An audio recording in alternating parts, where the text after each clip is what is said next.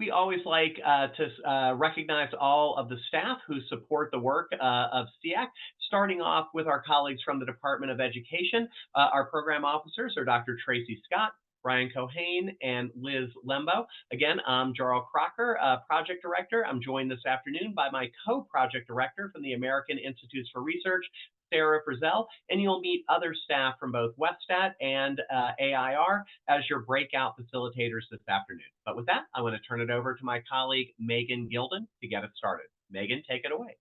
Great. Thank you so much, Jarl, and welcome everyone. My name is Megan Gilden. I'll be taking you through this webinar today. And again, this learning series, we will be exploring school-wide strategies for supporting attendance and how SEAs can support LEAs with implementation. Throughout the course of the series, we'll dive deeper into two school-wide strategies.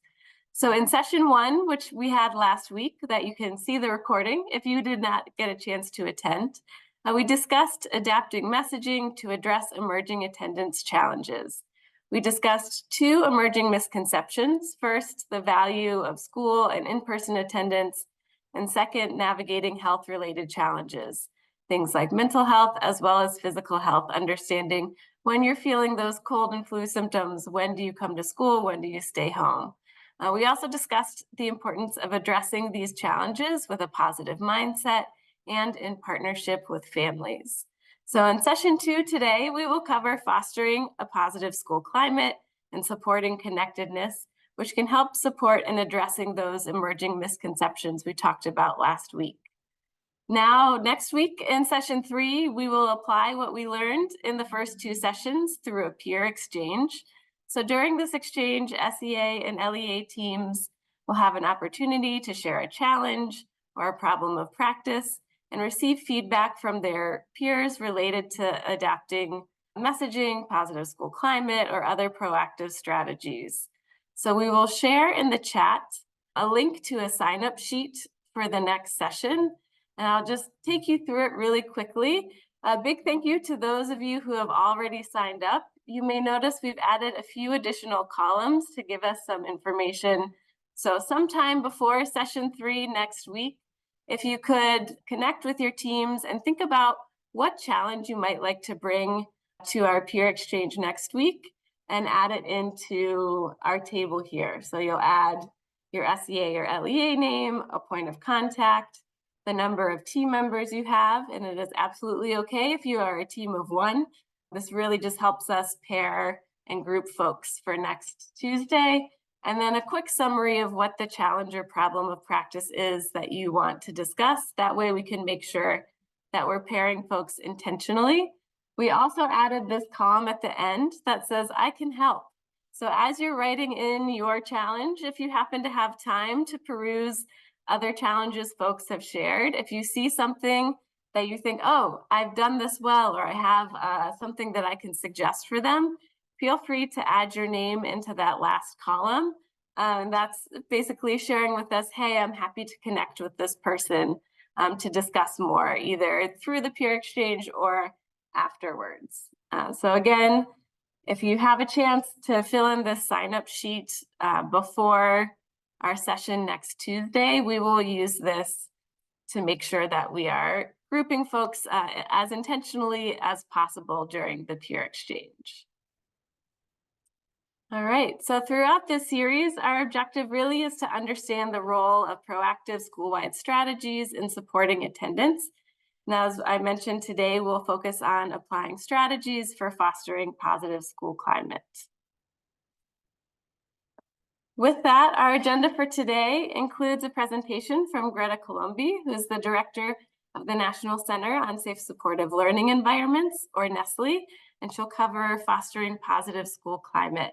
NESLE is a federally funded TA center similar to SEAC, and we shared the website in the chat to learn more. After Greta's presentation, we'll have time in breakout groups to be able to share strategies and ideas related to our local context. And then we'll come back together at the end to share key takeaways and close out the session for today. And we'll talk a little bit more about the peer exchange at the end as well. So without further ado, let me pass it over to Greta, who we are thrilled to have with us today to talk about school climate and connectedness. Excellent. Good afternoon, good day, everyone. My name is Greta Colombi, as Megan just mentioned, and I'm super pleased to be with you.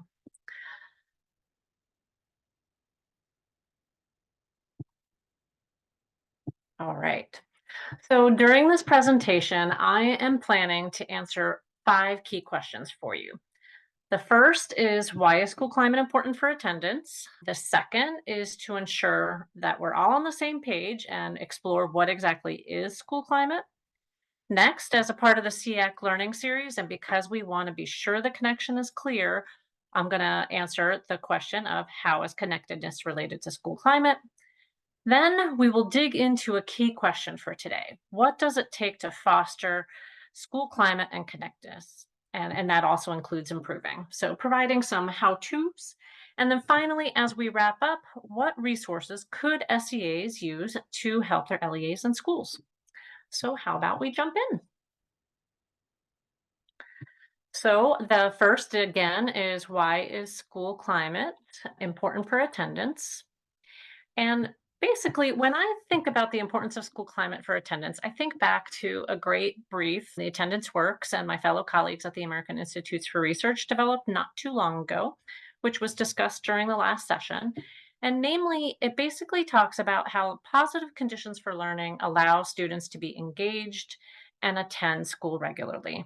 So when building those conditions for learning to improve attendance, that team really demonstrates how the 4 conditions for learning, whether it's physical and emotional health and safety, belonging, connection and support, academic challenge and engagement, and adult and student well-being, have one critical piece in common that supports attendance, and those are relationships.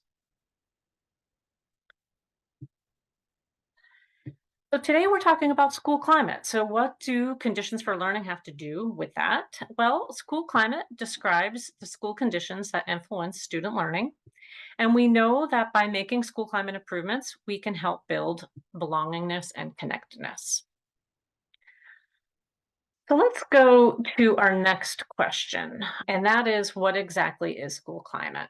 Just to make sure, again, that we are all on the same page. Yeah. So over time, experts have explored how to define it. One of the most common models used to define school climate today for preeminent national experts, including Doctors Catherine Bradshaw, Jonathan Cohen, Dorothy Espelage, and Maury Nation, is the U.S. Department of Education's Safe Supportive Schools model. So this model, which you see now, reflects how members of a school community experience school, including interpersonal relationships, teacher and other staff practices, and organizational arrangements. School climate includes factors that serve as conditions for learning, as I mentioned before, and the model is framed by 3 domains, or pillars, as we like to call them at Nestle: engagement, safety, and environment. And within each of those, we have a set of topics. So I'm just going to walk through them really quickly at a high level. Engagement is when we're talking about this multifaceted topic that really is characterized by behavioral, emotional, and cognitive engagement. And safety is defined as schools and school-related activities where students are safe from violence, bullying, and harassment, and the influence of substance use. An environment is broadly characterized by its facilities, classroom practices, school-based health supports, and disciplinary policies and practices. It really sets the stage for those external factors that affect students. But since we're talking about connectedness, let's look just a little bit more deeply at engagement. And so engagement really is speaking to 3 major things. It's talking about having an awareness of one's own cultural identity and an understanding about differences and the ability to learn and build on the varying cultural and community norms of students and their families. Having positive connections between students, adults, and peers that foster positive social interaction and establish a nurturing environment of trust and support in schools. And then it also includes students, staff, and families participating in school events and governance, as well as the inclusion of community at large in school activities. So that is a lot. So in short, what we really want you to take away is that school climate is all about how students learn best when they are in environments in which they feel safe, supported, challenged, and accepted.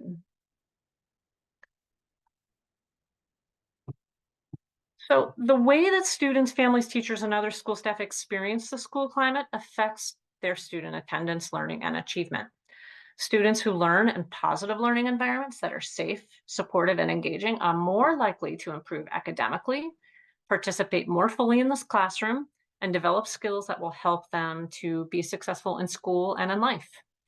And students who experience positive school climates are less likely to participate in disruptive behavior, have issues with attendance like absenteeism and truancy, drop out, be suspended, display aggressive behavior, and engage in violence. I think it's also important to note, which we included here, the ways in which teachers experience the climate of the school is also related to their levels of stress and burnout. Teacher turnover is lower and teacher satisfaction is higher in schools with positive school climates. All right, so now that we know what school climate is, how is belonging and connectedness related to school climate? Well, as I mentioned a moment ago, engagement includes relationships and is a key component of school climate.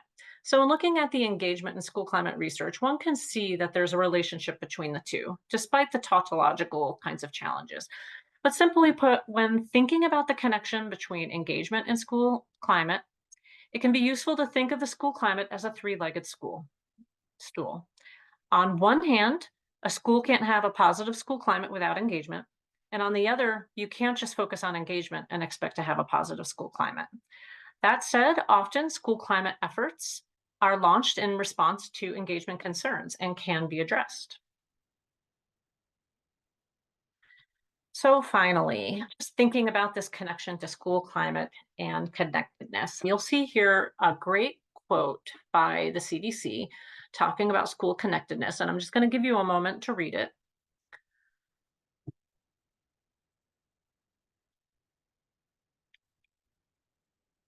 And I think the two big things that you'll see in this quote that are important to note is first, about connectedness is about caring. It includes that sense of being cared for, being supported, and belonging at school. So that's the first. And then the second thing that you'll notice that is really important to share is the important role of schools in being able to support this connectedness. All right. So now what does it take to improve school climate and connectedness? Let's start with improving school climate. So, given the breadth of school climate, improving school climate really involves working towards four main goals. The first is really understanding how students, staff, and families perceive their school climate. This is typically assessed through administering school climate surveys and then facilitating follow-up focus groups or interviews, or really just engaging with your students and staff and non-instructional staff and basic and families, really looking at that data and understanding what it really means. So that really feeds into that second one, and engaging students and staff. So that is not just when you're looking at the data, but ideally all along the process of thinking about your school climate, using your data to looking at the data with your students, staff, and families, but it's also thinking about the solutions with your students, staff, and families, and evaluating and monitoring your work with your students, staff, and families. So it really is ideally something that you're engaging with folks over time, not just at one moment. Another big focus is thinking about and making school safe for all, and then creating an environment for student and staff success. And to do that, school climate improvements really rely on a systemic approach for organizing those efforts into three tiers. So at tier one, thinking about universal interventions for all students that are proactive and preventative to really support the school climate. Tier two, thinking about targeted interventions for groups of students who are exposed or at risk. And then thinking at tier three, the individualized interventions for a few students who are really needing more intensive supports. We hear a lot more that folks will be focusing more on tiers 2 and 3 it's really, really critical to really focus on that foundational tier one. So that's just something to keep in mind.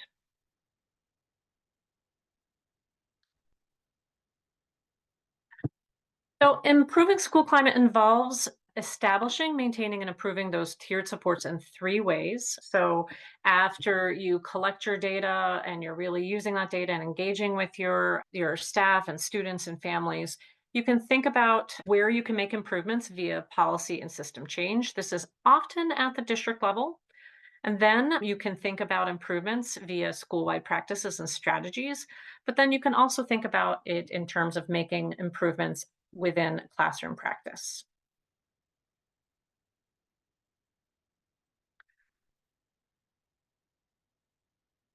So that sounds like a lot. I know educators are having so much that they're balancing.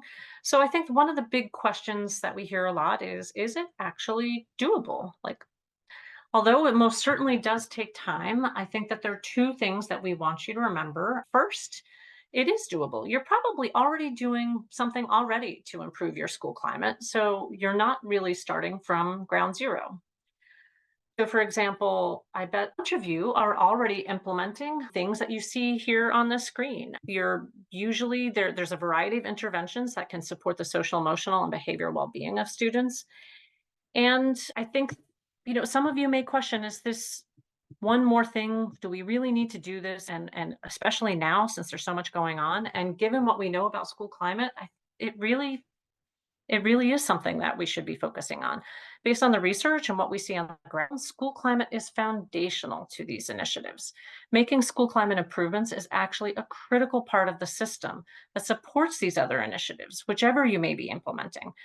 Whether it is any of the ones you see here, like multi-tier systems of support or trauma-sensitive schools or other common frameworks and approaches. And given the current challenges we see, it's critical to improve these school climate foundations now to support overall success.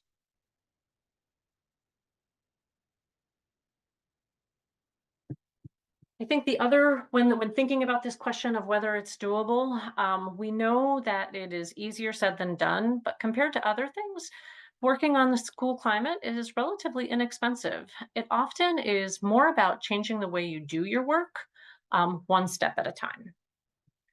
So let's dig in now to think about the resources that can help you to do just that.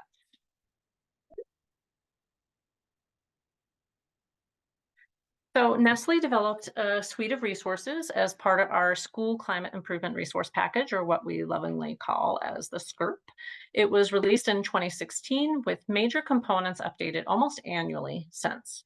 The SCIRP was informed by both the latest research at the time as well as the experiences of states, districts, and schools that had worked on making school climate improvements in terms of the range of approaches they took, their lessons learned, and their successes. In particular, Nestle worked with 11 state education agencies over 5 years.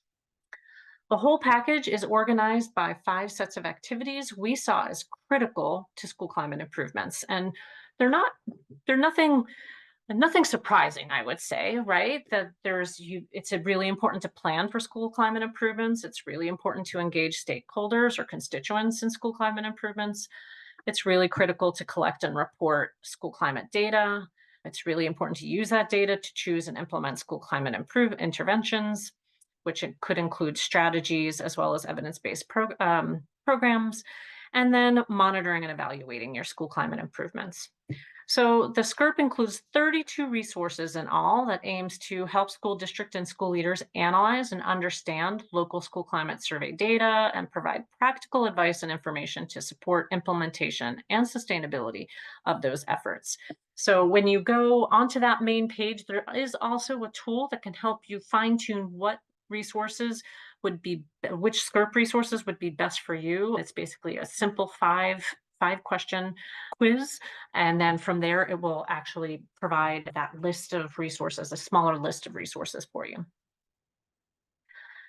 Now, we've been talking about school climate. I really want to talk about connectedness as well. And if you're not already aware, the CDC has done a lot of great work in this area. They have developed a connectedness microsite, and Latrell just popped that into the chat right now.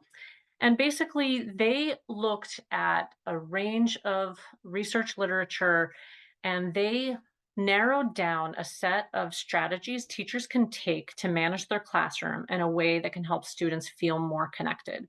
So within this microsite, they're dedicated to support schools in improving school connectedness, and they provide lots of great information. In particular, they lay out 6 evidence-based strategies and 2 promising practices that educators can use to improve connectedness. I won't go through each one by one, but let's take a look at 2, the ones that really focus on the foundational relational supports that often come in tandem with school climate. So the first I'll talk about is for the teaching, caring, and support. So research tells us that students who believe their teachers build strong positive relationships with them and show that they care about them, report feeling higher levels of connectedness to school and their peers. And teacher caring and support has also been associated with improved student engagement in both math and reading. So CDC presents 7 ways that teachers can show their care and support. They can show students that teachers and school staff care about them as people and are interested in their well-being, and they can do that via regular check-ins. They can also invite students to share information about themselves and how they would like to be called. They can demonstrate a willingness to provide extra help to students when they need it. They can ensure students feel like they're being treated fairly. They can find ways to include topics that students want to talk about. They can listen and be responsive to students' ideas and input. They can create opportunities for positive interactions with students, and they can also practice restorative communication when harm to a relationship with a student occurs due to a conflict, misunderstanding, or a negative interaction. So that's that one. Another one that I want to talk about that is closely related to school climate is the peer connection and support.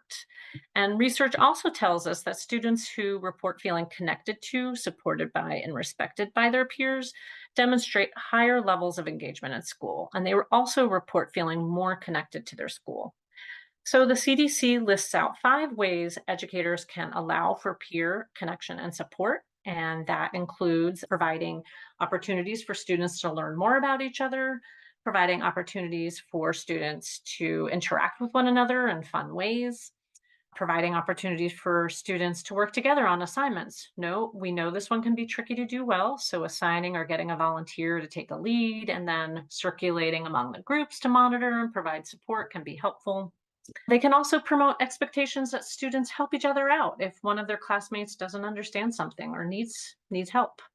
And they can promote expectations that students respect and listen to one another. So within this CDC microsite, there are tons of details like this that can really help, especially if there's an area looking at your data or in talking with students or in talking with teachers, you know that there's a particular area that you're really wanting to focus, you can get more specifics this microsite. Nestle also has other resources that we wanted to make sure to share with you. First, we host Lessons from the Field webinar series, and we had 2 great webinars that really are very focused on this topic. So we had one focused on creating welcoming school environments and another on strategies for supporting full student participation. What's really great about these webinars is that we feature through panel discussion both practitioners as well as the voice of young people. So it can be really powerful, especially as you're working with your teams to think about improving connectedness and welcoming and full participation, really just to hear what young people have to say and practitioners like yourselves. Also, another key part is in order to have a strong school climate and to encourage connectedness and student well-being, it's really important for staff to be doing well. So you can consider staff well-being improvements to ultimately support your young people as well. And we have what we call the Working Well Resource Directory. That includes a set of about 75 resources that are aligned with 7 different evidence-based approaches for supporting staff well-being. One aspect is self-care, but the vast majority are really thinking about organizational and systems improvements that can help support staff well-being. And then we also have our Working Well podcast. Within it, we talk with a superintendent, a principal, a teacher, a school psychologist, and others about what staff well-being means to them and how they have been actively engaged in making staff well-being a priority for their community. So we hope that you enjoy those podcasts and they might be helpful to you. And with that, I just want to thank you for listening to me today. And I am also happy, just in case you'd like to learn more about Nestle, I know at the top we had included our link to our website, but here again is our website. And you can also follow us on social media, as we are always sharing lots of great new resources, both Nestle and the field at large, and hope that they might be helpful to you. So thank you so much.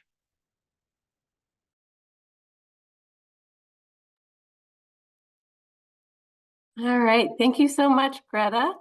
It really has me thinking about how interconnected school climate efforts and attendance efforts really are. And that will really give you all some time now in breakout discussions to dig in more into this. So in a moment, we'll put you into breakout rooms.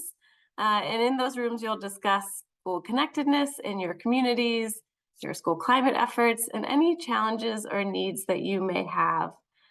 We'll put a few Padlets in the chat that we'll use to take some notes, that we can add in some additional ideas, and we'll have about 20 minutes in breakout groups, and then we'll come back together to share some key takeaways and close out doing some planning for our session next Tuesday. So we will see you all back here in the main room. There'll be a facilitator to guide the discussion for you, and we'll see you back in about 20 minutes. All right, welcome back, everyone. I see folks are starting to trickle in. We'll give everyone some time to come back. As we're waiting for folks to come, start thinking about what you might want to share in the chat, or if you can raise your hand, we'll call on folks to share a strategy or key takeaway from your group discussions. Megan, did you call on us? Sure, yeah, go ahead. Okay. I was with Boris, and we, spent time on different strategies and how we're getting community partners involved, getting those learning communities within our schools so they're not so big, making sure we're inclusive, and also looking at that MTS model and how we're utilizing MTSS, and really the need also for a variety of strategies for all of our students. Okay, Team 13, is there anything I left out? I think that was great, and I think we'll share a few resources from your team in a second. Thanks, Nikki. I think Oh, one wow. thing, sorry. Go ahead, Andrea. I think one thing that we talked about specifically was in that connectedness and belonging in our school communities, that the staff turnover and shortage is impacting the connectedness that teachers may have, and then also the connectedness or lack of connectedness to substitutes, and again, just that turnover. But then also in need of that, some of the resources that we feel that we need are definitely how do we help teachers feel safe at school? How do we help teachers with their mental health and with their retention rates so that we can impact the school culture at large? And so that's important for us. And then working together through the cohorts or different groups of people across different co-curricular activities, and then groups across the state to help with like social emotional learning and different things like that. So that would be a great way to collaborate. And I know there's some states that are doing that. Absolutely. Is that good, team? Anything else, team? That teacher well-being and educator well-being piece is so important. And I appreciate that you brought up collaboration. We talked in our group, the accountability team may be collecting the data, but then a different team is implementing school climate efforts. So how do we build those bridges across departments and across teams so that we can work more collaboratively in connecting these efforts? Anything else? Oh, shout out to Guam, who's been in here since 4 in the morning. Yes, absolutely. A commitment. We appreciate you. Looks like a lot of gratitude in the chat. So I'm going to take that to mean that we had fantastic conversations. I encourage you to continue to add into the Padlets or peruse the Padlets. You may find some new ideas in there as well, and feel free to add your own. So we'll get this all wrapped up so we can get you out of here on time. First, we love feedback from you all. We try to make sure that each session is better than the last. So there's a quick feedback form that we're placing in the chat. We'll take 2 minutes to fill in. You can probably do it while we're wrapping up. So if you could give us some feedback on today's session, that would be greatly appreciated. So coming up, we have a few things. Next Tuesday is our final session. And as we talked about in the beginning, this will be a peer exchange. So essentially, we'll all come together and then we'll get in breakout groups where you'll be with 2 or 3 other teams, or we might have some topic area groups, just depending on what the challenges are looking like that you share. And in these groups, you'll have an opportunity to share a challenge or problem of practice and be able to get some feedback from your peers and some strategies. So you'll see again in the chat, we have our sign-up sheet. And the sign-up sheet, if you've already filled it in last time, there are some additional details that we need from you. So again, just adding in your SEA or LEA, a point of contact, the number of team members you have, and your challenge. That will help us with identifying groupings for next week. And we're also sharing in the chat template or a guide, which is an optional tool. You are not required to do this, but if you click the link, it'll instruct you to make a copy. And it just provides some simple questions that you might want to consider as you're identifying your challenge. And then towards the end, it has, after the peer exchange, has just a simple action planning tool for you all to consider. Again, not a required tool, but they're just to be useful. Also to help you on Friday, we have an optional office hours. So this office hours is dedicated if you are struggling to figure out what is this challenge that I want to bring next Tuesday. So really it's just that support for identifying your challenge. If you're wanting support for addressing your challenge or a particular topic and you want that one-on-one support, please email either Taniko or Sarah. Their emails are on the screen. We do offer some one-on-one TA and support, so that is available to you as well. We appreciate you taking your time today and joining us and conversing with your peers. As a follow-up, we'll email a copy of the final slides and the resources that were shared from today. As I mentioned, the Padlets will stay open, so you're welcome to refer back to those at any point. And then to learn more about SEAC and the work that we do and to access our tools, feel free to check out the SEAC website. The link is in the chat there as well. All right, so that's it for today. We appreciate you all and hope to see you next week, which will be, I'm sure, wonderful discussion and brainstorming and building on all the positivity and gratitude that I'm seeing coming through the chat from our discussion today. So again, thank you all and have a wonderful rest of your Tuesday.